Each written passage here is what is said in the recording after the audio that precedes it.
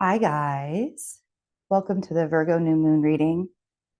Um, this Virgo season has been rough. It's been really rough. Like everybody talked to, I thought it was me at first, just the fatigue and my mind was just kind of just empty. I was just kind of like, meh.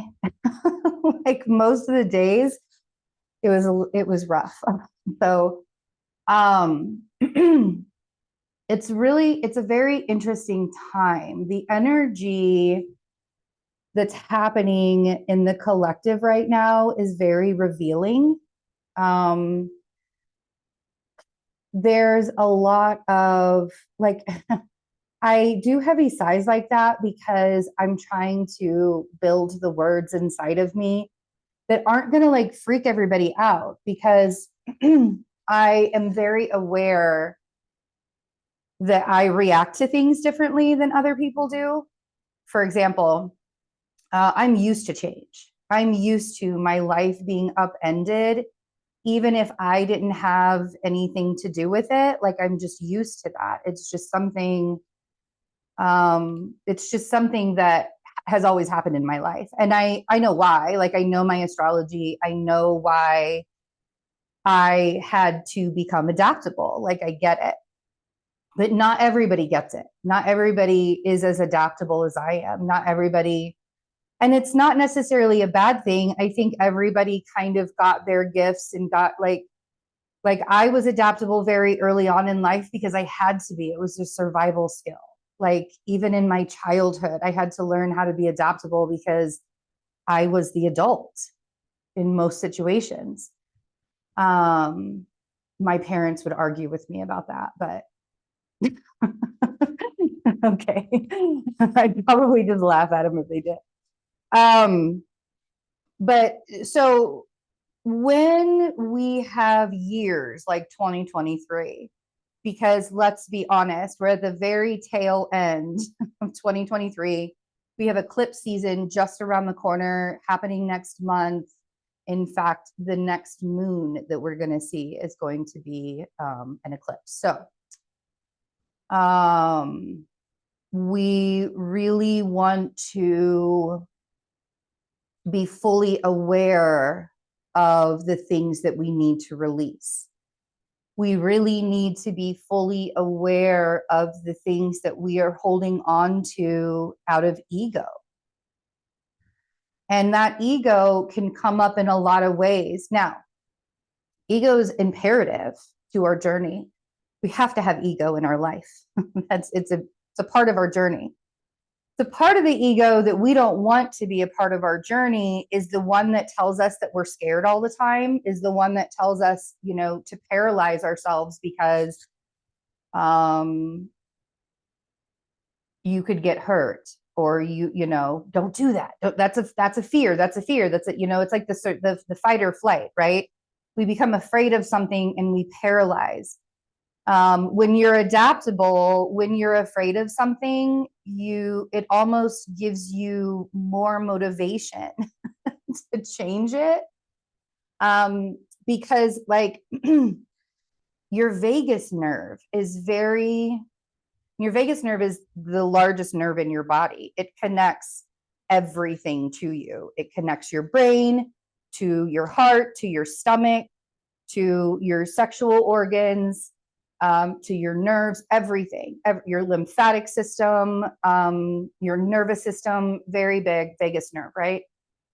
And when you're in survival mode for a really long time, that vagus nerve will not be okay. It'll always be inflamed. It'll always be shooting out messages of like, be afraid, be afraid, be afraid, be afraid. Um, so we want to learn how to relax that, because that helps us to be adaptable. That helps us to change. That helps us to understand that when changes happen, that it's not necessarily a bad thing. But our vagus nerve is there for survival. That's what it was built for. It was to alert us when we need to be afraid of something. So when it gets extra stressed out, like I had a fainting episode. It was last year. I want to say it was in like September or October. September. It was late September of last year or early October or something like that. I had a fainting episode. And it was because my vagus nerve was overstimulated.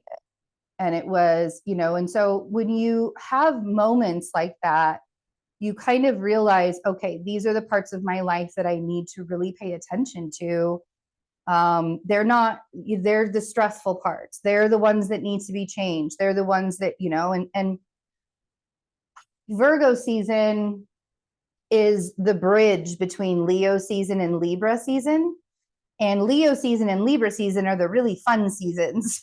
Leo season is the middle of summer, and Libra season is the beginning of fall. And then we have Virgo season, where we have to organize stuff. And, you know, I don't know if we talked about Virgo season before in depth, but this is harvest time, right? The Pisces full moon is always called the harvest moon. We just had that. We were just under the Pisces full moon a week ago, or a little over a week ago. And now we have the Virgo new moon, and after this, you know, we're the full moon in Aries, and then the new moon in Libra, and then we're fully into Libra season with that full moon in Aries and the equinox and all of that. So we're coming up into fall very quickly, and this is where we organize. This is where we harvest. This is, you know, if you like, I talked about it in the last moon video where I'm seeing everybody like harvest all their vegetables and everything from their gardens at this time, and they're all canning their tomatoes and like, you know, and they're fermenting and pickling things, and it's just amazing. Like I love all the kimchi that's being made and the squash and everything, right? And it's really cool to be able to watch all of that during Virgo season and to be able to see things like that. So this Virgo season has been pretty intense. And I think a lot of it has to do with allowing ourselves after all of that hard work, after gathering everything and organize everything, that it's time to rest, right? We need to have a little bit of a time to rest before we move into the fall and have that change in temperature, you know, that, you know, it's a big change, and we learn to be adaptable when it comes to these changes. I do have openings on my calendar for September. Would love to see you guys on the calendar. My recorded readings are a big hit right now, which I kind of love. So I give myself a little extra time with the recorded readings, and you guys get the best of me with, you know, with the live readings too, but with the recorded readings, I can have a little bit more time to get ready for it. So I love that. And Patreon, our Patreon is awesome. We just opened up another tier called the Universe tier, and you're going to get everything from the first tier of Patreon, all the zodiac material, all of your horoscopes for the month, and you're going to get a mid-month tarot reading, which I'm actually doing this week. So the mid-month tarot readings will be up by Friday, the 15th. And so you'll get all of the zodiac stuff and the mid-month tarot, and you get really cool classes. Like if you just want to have like people to relate to, if you just want to like watch and listen to things that are going to help you expand as a person and to help you grow and just kind of like be a little bit more centered in all of this chaos, the Universe tier is definitely for you.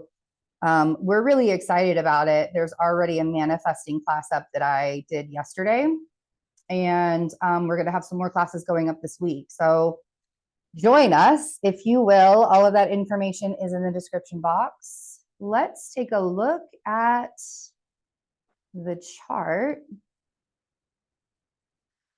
for the Virgo new moon 2023. So the Virgo new moon will perfect on September 14th, 2023. It'll be Thursday. 7:39 p.m. Mountain Time, which will be 9:39 p.m. Eastern Time and 6:39 p.m. Pacific Time. We have the Virgo, so it's an Aries rising chart. And we have the Virgo new moon here in the 6th house, trine Uranus over here in Taurus, Uranus retrograde. Now, the sun will trine Uranus retrograde exact on the 15th, the day after. And this is going to bring changes in. Now, it's going to be a positive shift. It's going to be a positive change. This Virgo new moon is going to be so good for if you need to shift some things in your life to be a little bit, a little bit more clear, aware, organized, things like that. You may find for some of us, like our health is going to come up, or like maybe a new health routine needs to come up or something like that. But this is a positive. Some people might not see it as positive. Some people might not necessarily be like, oh, wow, changes are happening in my life. It's going to be a positive thing. And I feel like it will still be very unexpected, as Uranus is the planet of unexpected surprises, unexpected changes. He's the planet of awareness. When Saturn, I told the story of Uranus retrograde, or not Uranus retrograde. I told the story of Uranus and Saturn in the Uranus retrograde reading on Patreon. So if you want to hear that story, the mythology, the myth story of Uranus and Saturn, it's pretty gruesome, but Uranus is kind of like the awakening planet. It sort of makes us have those aha moments. We become very aware of our surroundings, of all the things that are happening. And so I feel like this is going to be kind of an electric day. We also have Venus square Jupiter. I feel like it's going to be an electric day. And then I feel like because the moon will be opposing Neptune later on into the evening in the early hours of the 15th, that we'll all dream. We're going to have some serious dreams with this Virgo new moon. So pay attention to your dreams. Pay attention to the dreams that are coming up for you, especially that night, like into the 15th. Like have a journal right next to your bed so you can write out the dreams that are happening, because I feel like we're all getting information. This is a very telepathic moon, and it's revealing. It's very, very revealing. In fact, just in the last couple of days, I've had some conversations with people about how revealing, how things, people, situations, experiences have been revealed to them recently, especially like after the Pisces full moon and coming up on this Virgo new moon. Now, of course, wherever the Virgo new moon is going to be in your own chart, that's where you're going to feel it. That's the theme that you're going to feel it. For Aries risings, I feel like this is going to be a lot about work. I feel like it's going to be a lot about and maybe for a lot of us, it's going to be about our own worthiness and our routine that we have every single day. What needs to change in your life in order for you to feel good and worthy about the work that you do every day? Some people, go have jobs, and they go to jobs and they're only doing it because they need to have the money. And that's perfectly, obviously, that's acceptable, especially in this day and age. Like, we have to have jobs. We have to be making money. That's just what this time in our lives really looks like, right? Money rules a lot of things, but where is that worthiness, right? When we have Uranus and Jupiter here in Taurus, especially retrograde, it's, the retrogrades of Jupiter and Uranus are just as important as the direct motion, because they're retrograde. Jupiter's retrograde like 5 months out of the year, 4 or 5 months out of the year. So that's almost half the year. Uranus is retrograde about 5 months out of the year. That's almost half the year. So when we have these retrogrades, it's really time for us to go to listen to our inner gifts. Listen to that telepathy. Listen to that intuition that's telling you. We just came out of the Venus retrograde. How did that Venus retrograde show you your worthiness? Because I guarantee you, in some way, shape, or form, you were brought to the depths of your soul during that Venus retrograde. And you were probably, had to ask yourself some difficult questions, like, where am I, where is my sense of worthiness? Where is that being pointed to? Where is that going to? We have this Venus square Jupiter as well. Venus will be square Jupiter exact because Venus is now direct and still slowly getting forward motion. Not quick enough yet, but Venus will be square Jupiter from the 16th until the 18th of September. And this is the last time Venus squared Jupiter was when Venus was retrograde, not Jupiter retrograde. And that was on August 22nd. So if I don't remember August 22nd, I would have to go look back on my calendar. But if you can kind of go back to that week or that time frame or those days on your calendar and kind of see what you were doing or think about what you were doing, like right as the Virgo season was starting,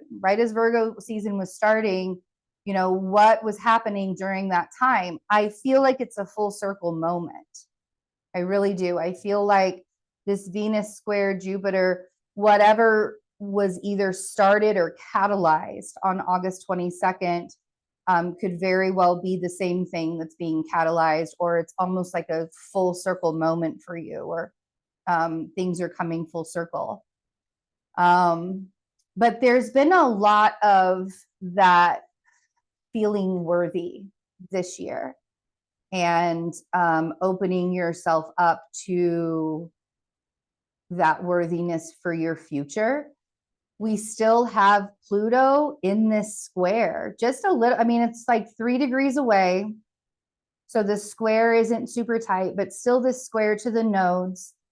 And so, it's getting easier to see the future, but for a long time, we had 1 foot in the future and 1 foot in the past still, and we couldn't figure out where our focus needed to be. Like, do I need to be clearing space over here, or do I need to be moving forward over here? It was, the lines were so muddled, we couldn't necessarily see what was going on or what was happening there. So this change, this new moon, the kind of change that it's going to be bringing is absolutely necessary in order for us to be more expansive. And I think that the change in a lot of ways is going to be inward.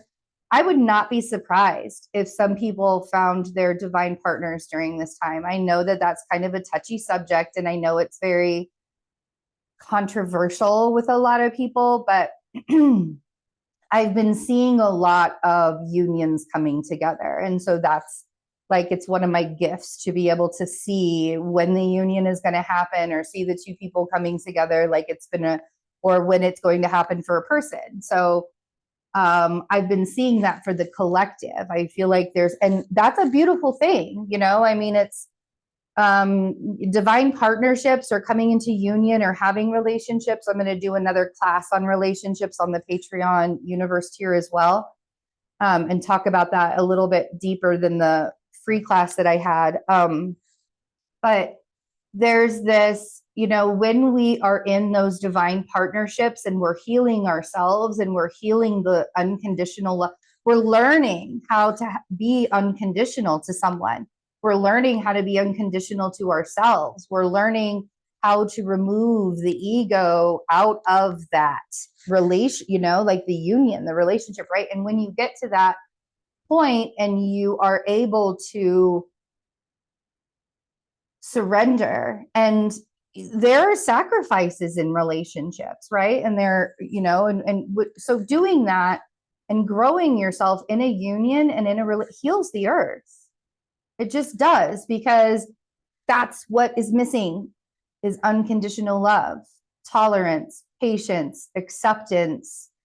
A lot of things are wrapped up in that word love. A lot of things are wrapped up in unconditional love. And there's so many people that don't believe that unconditional love exists. And I used to be one of them, until I felt it myself. And I felt it for myself. It wasn't necessarily for somebody else first. It felt it for myself first. And that was the gift, and that was the blessing. So the moon will oppose Neptune retrograde later on in the evening. Dreams are going to be popping off. Really pay attention to your dreams right now. Chiron is inching closer to the North Node when Chiron turns direct.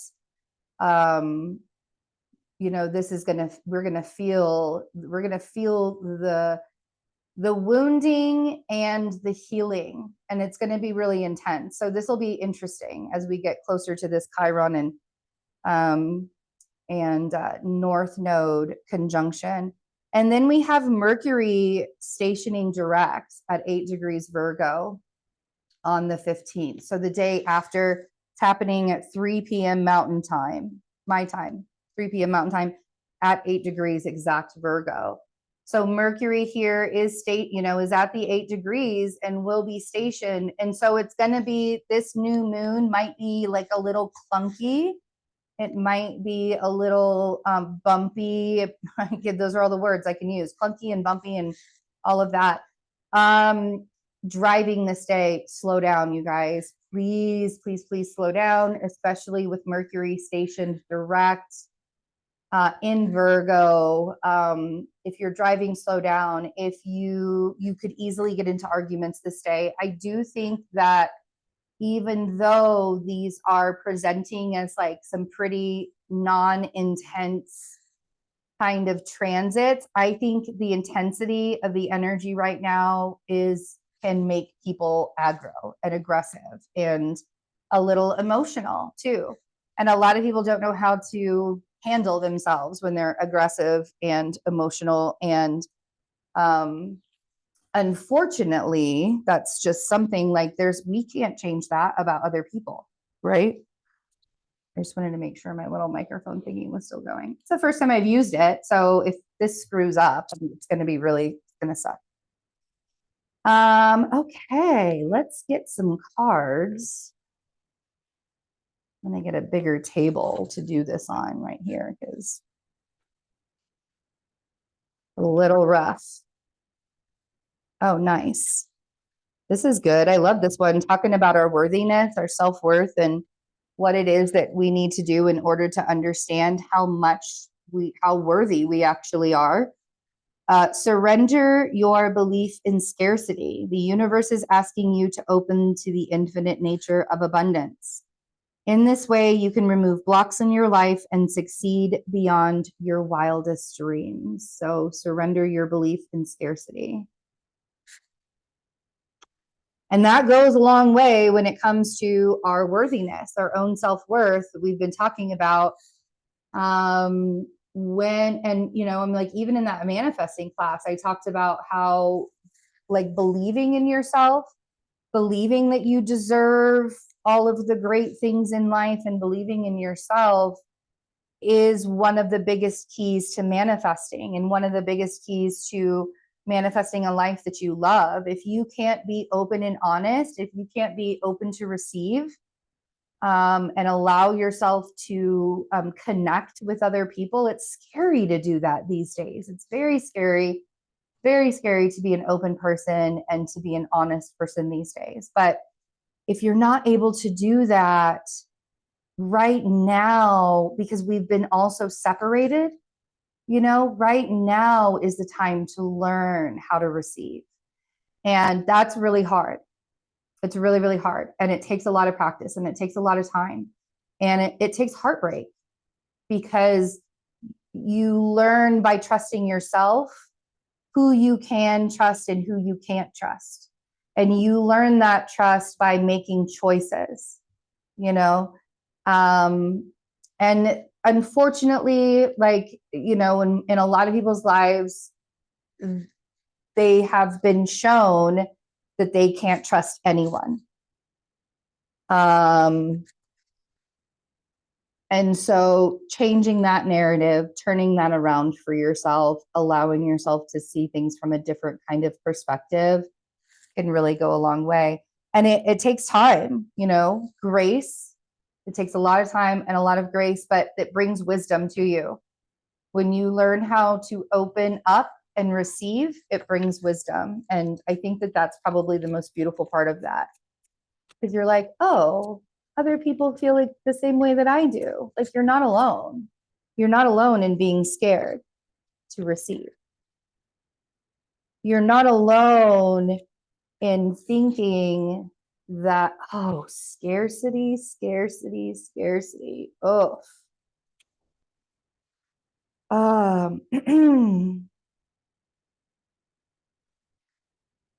The Queen of Cups was the first card that came out. And then we have the 10 of Pentacles, and we have the 5 of Pentacles.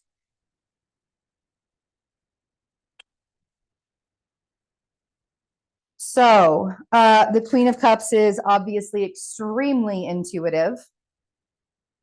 And she's emotional. She was probably called extra when she was younger. She was probably that person that cried at the drop of a hat if her feelings were hurt. But the Queen of Cups is very nurturing, and the Queen of Cups can be manipulative sometimes to get her way. She kind of learned that, right? She kind of learned that type of manipulation. So the 10 of Pentacles is a lot of people believe that the 10 of Pentacles is the destination. Complete abundance, total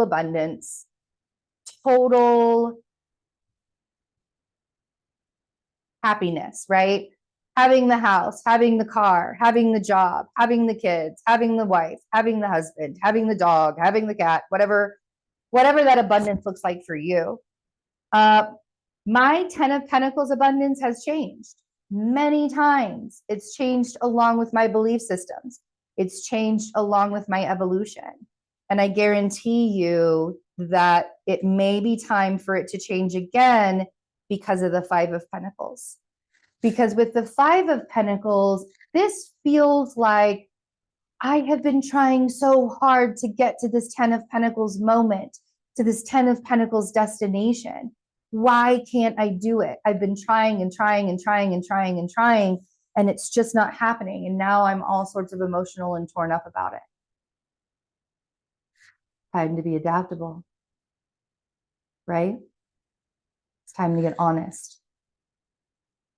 That 10 of Pentacles it may very well be real for you in the future. But what about the steps to get there? What about that very first real step of you actually believing that it exists for you? Because the world's going to tell you every single day that what you want is impossible. So you intuitively know what it is that you desire.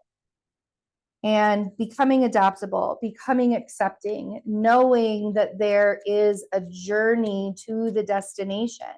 And even after that destination shows up, the journey isn't even over, right?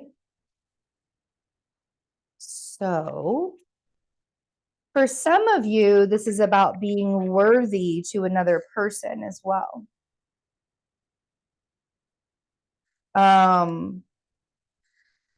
Wow, you guys are awesome. The King of Swords on the Queen of Cups. So bringing your emotional feminine side, your intuitive creative side, and your logical masculine side into the picture. Logic has entered the chat. So this is a balance kind of energy that's happening here. I know that they're two different suits, but that is literally what balance means. When you bring two different things together and you create a balance with it, right? We have the 9 of Pentacles and the 6 of Pentacles clarifying the 10 of Pentacles. You know what you need to do.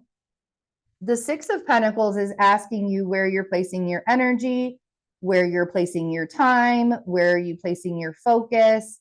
This is balance. This is finding balance. See, he even has a scale there. It's very Libran, right? And then we have the 9 of Pentacles, which is Venus in Virgo. Wow. The Nine of Pentacles is being independent and abundant all on your own. And to me, this feels very much like this new moon is showing you what needs to change. Whether that is, and again, it could all be inward because of how Jupiter and Uranus are retrograde right now. It could all be inward. It could be like your beliefs are changing, your worthiness is changing. It's a very psychic, connected, in tune kind of new moon. Okay, we're touching Uranus, we're touching Venus is touching Jupiter. The sun and the moon are also, the moon's going to be touching Neptune. It's a very psychic new moon. And so, really listening to what do I have to do for myself to further myself, to bring myself to my goals, to understand what I need to focus on in the direction that I'm going in. And that'll bring you out of the Five of Pentacles. This is the surrendering your belief in scarcity. I would not be surprised if the Nine of Wands came out. Let's see. Let's see what's going to clarify the Five of Pentacles. Sometimes I say that and it happens. So, oh, nope. But more Pentacles. Here we are. Okay. Okay. Bottom of the deck is the moon. Welcome to the new moon reading. Okay.